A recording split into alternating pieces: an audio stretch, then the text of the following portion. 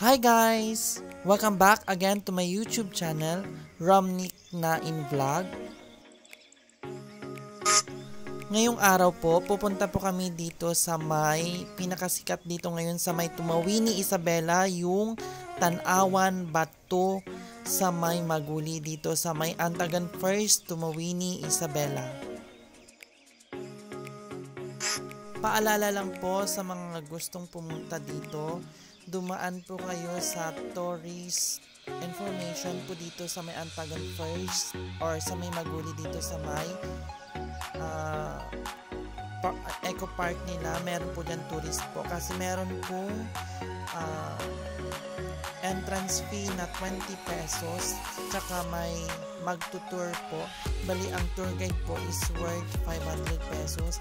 Bali sila po yung mag-guide kasi yung daan po is inaayos po paakyat. Yan po yung sa makikita nyo sa video. Bali one way lang po. Kaya kailangan po ng tour guide for safety purposes. At saka ganun din po doon sa may taas ng Tanawan Bato kasi medyo delikado po. Paano ba dito makarating sa may Tanawan Bato dito sa Antagan First, Tumawini Isabela? Makakarating po kayo dito sa Tanawan Bato from Maligaya, Tumawini po. Diretso po kayo mag-cross po kayo sa may bypass, diretso. Bali two-way, pagdating sa Namnama, two ways po. Two-way po ang makikita. Bali papuntang Kumabaw at saka papuntang Antagan First po. Ang pipiliin nyo pong dadaanan ay Antagan First po. Tapos diretso po kayo, Antagan Second, Antagan First, Maguli. Pagdating po sa may Maguli, meron doon information, pwede po kayo magtanong or pwede para may mag-assist po sa inyo.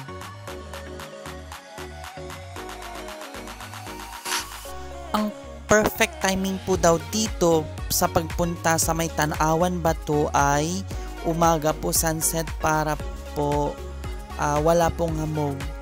Tsaka perfect timing po yun para pwede kayo magdala ng kape doon, tsaka namnamin ang lamig ng simoy ng hangin. Bali ito pong daan, makikita po ninyo. Bali ito po, padiretso po nito ay papuntang view deck po dito sa may baba. Tapos yung paakyat na po yan, yung sa may motor po, papuntang paakyat. Yan na po yung papuntang Tanawan Bato po. Bali parang dito, exploring dito. Pero inaayos po tong daan papuntang bundok. May kalsada po siya hanggang Tanawan Bato. Hindi po kayo maglalakad papuntang Tanawan Bato. Hindi po kayo magpagod para maglakad po. Pagdating po doon sa may viewpoint, bali may kunting trek lang po.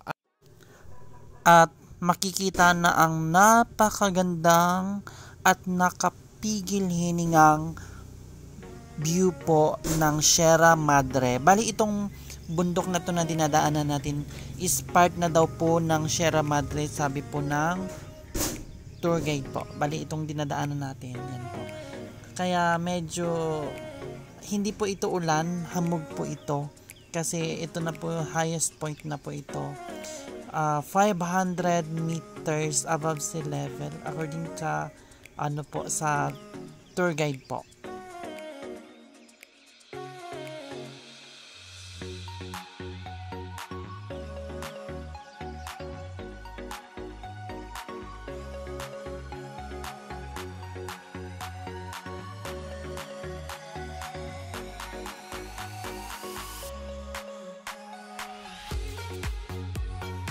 Kahit dito pa nga lang mapapawaw ka sa ganda ng tanawin. Ito po medyo malabo po siya kasi foggy po siya. Pumunta po kasi kami dito ng 3 PM po. Kaya maambon na po. Pero papasalamat na lang kami kasi sumabay din ang panahon sa amin. Nagpakita rin yung view sa amin.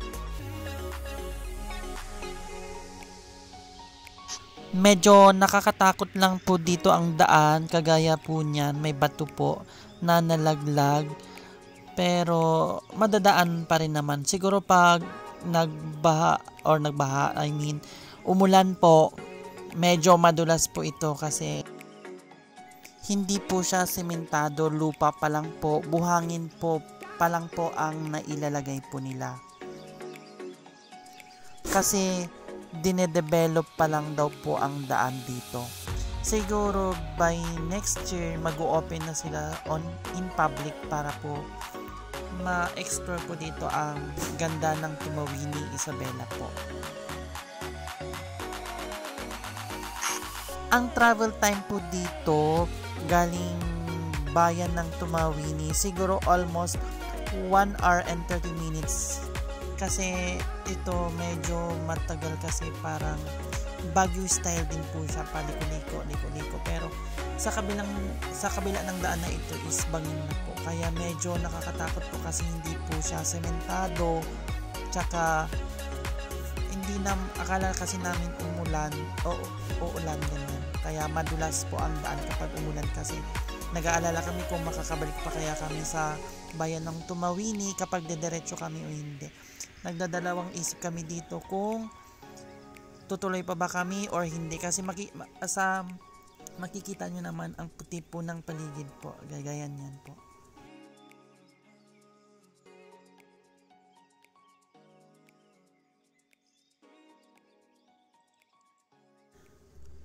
Nakakatanggal stress po ito para sa mga nagbabarkada, nagtatrabaho sa mga company.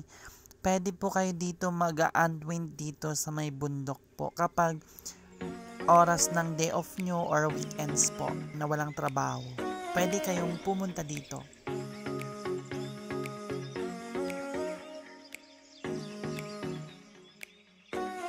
Sa area na ito, medyo malapit na daw po kami sa may view deck.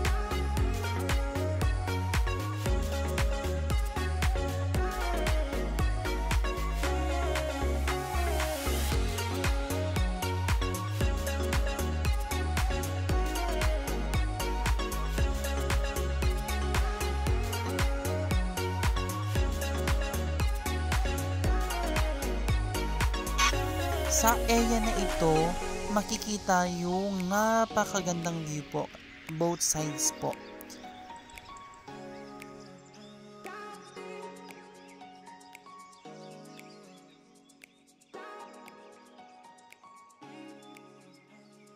Yung makikita nyong bundok, yan na po yung Sierra Madre Pero ang part na to na dinadaanan namin is Sierra Madre na din po.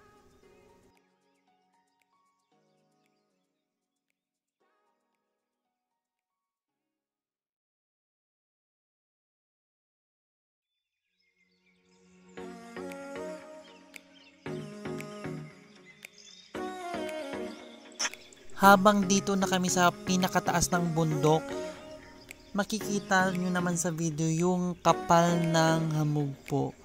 Parang ulan na po siya, kaya kinakabahan na kami kasi medyo basa-basa na yung daan.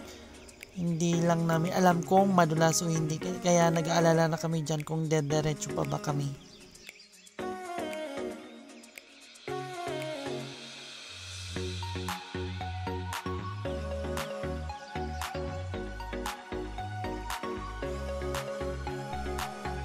Sa area na ito, mas kinabahan kami dito kasi parang wala na kaming makita. Parang ang dinadaanan namin is bangin na po. Wala pa kasing harang siya at saka ang daanan po ay hindi pa sementado. Kapag umulan po yan, siguradong madulas po yan kasi kulay red ang yung lupa.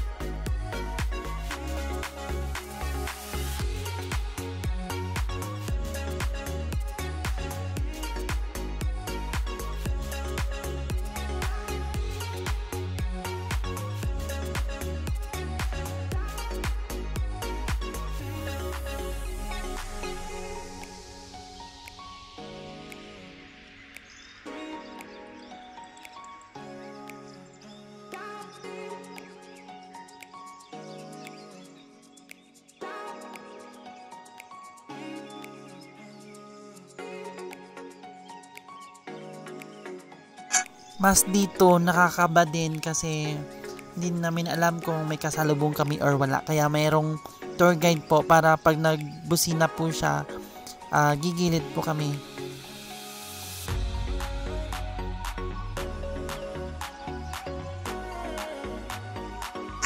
Sa mga oras na ito, binusinahan namin si Kuya. Tinatanong namin kung medyo malayo pa ba kasi parang nakakatakot na po yung daan kasi bangin na po ito sa may baba. Kaya tinatanong namin kung malapit na ba yung view deck.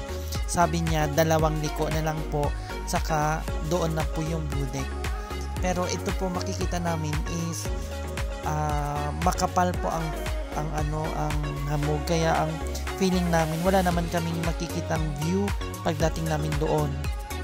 Pero buti na lang nakisama ang panahon. Pagdating namin doon, biglang medyo malakas ang hangin po kasi dito, kaya mabilis rin po mawala ang hamog po.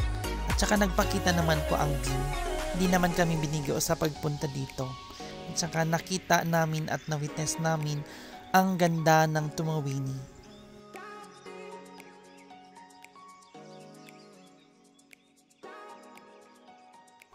Sige, diretso pa daw kami 2 more liko hanggang sa makarating sa pupuntahan namin.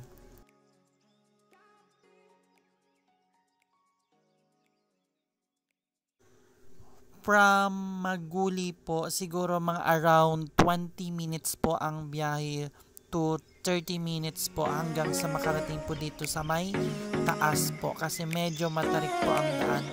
Tsaka madulas kapag makapal po ang hamog.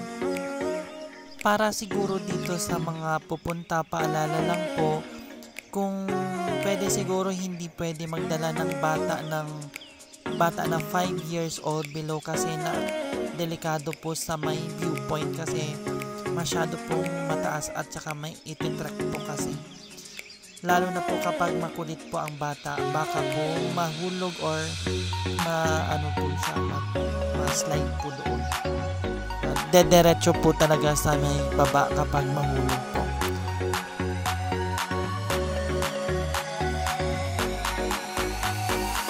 Bali ito po, nakarating na po talaga kami dito mismo sa may Tanawan Batu po. Bali magpa-park lang po kami dyan po. Parang may ginagawa po dyan gasolinahan. Siguro stock ng mga truck po yan. May mga nagtatrabaho po dito.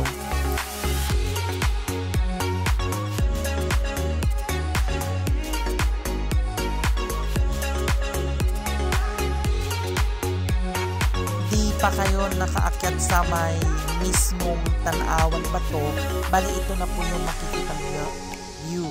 Bali ito po yung daanan papuntang yan sa may bato na yan na po yung view deck po or Tanawan Bato. Bali maglalakad po kami paakyat.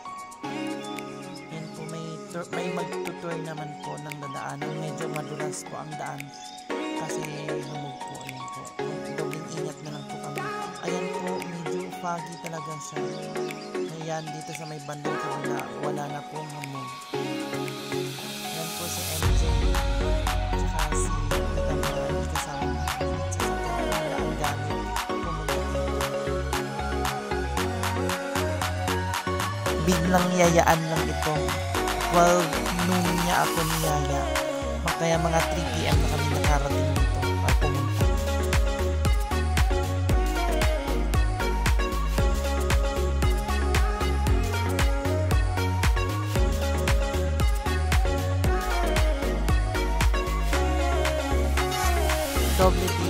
Doble dito ang hingal kasi nakakahingal na ang daanan, mas nakakahingal pa itong packet na ito.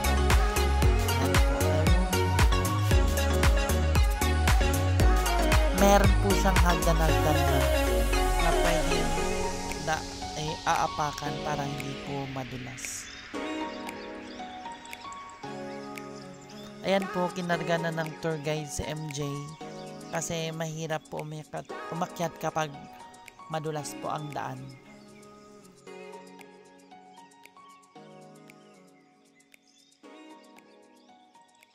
Bali, ito na yung view.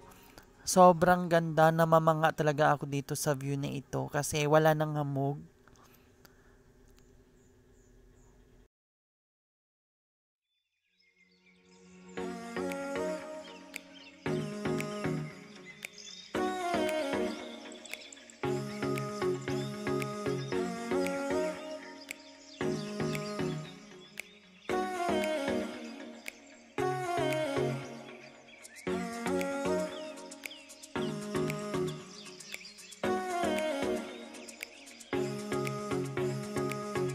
Para naman po sa nagbibisita, ayan po may basura. Sana naman po, wag nyo naman po itapon ang basura ninyo. Dalhin nyo na lang po kasi sayang naman po dito kasi napakaganda ng view dito at saka ang lamig ng hangin. Tsaka ang sarap sa pakiramdam at saka ang sarap sa feeling na makikita ang view na ito. Ito na ang pinaka-view ng Tanawan Bato. Napakaganda pero nakakabalang kasi wala pong harang kasi para sa akin kilometers kasi ako kaya natatakot ako lumapit sa may pinaka-gilid-gilid itong bangin na to. Pero namamangha ako sa ganda nito at saka nawawala yung takot ko.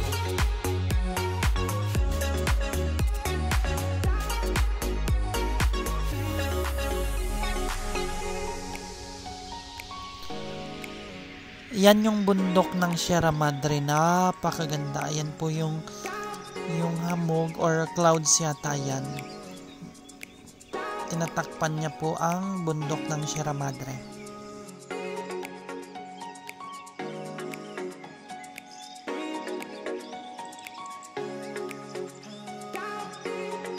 Bali, dito na po kami lahat, nakaakyat na kami lahat. Yan po makikita ang puti po. Yan, medyo may maaninag kang konti lang. Kaya inaantay po namin na mawala kasi malakas po dyan ng hangin po.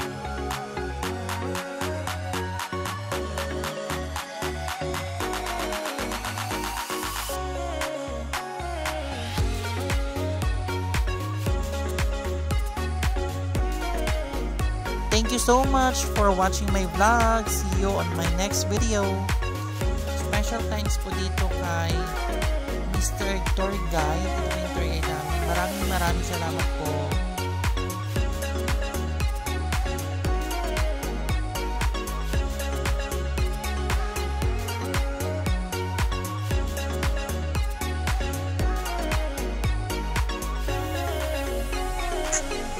Ito na po ang mga pictures namin. Ang ganda po. Nakisama po ang panahon sa amin.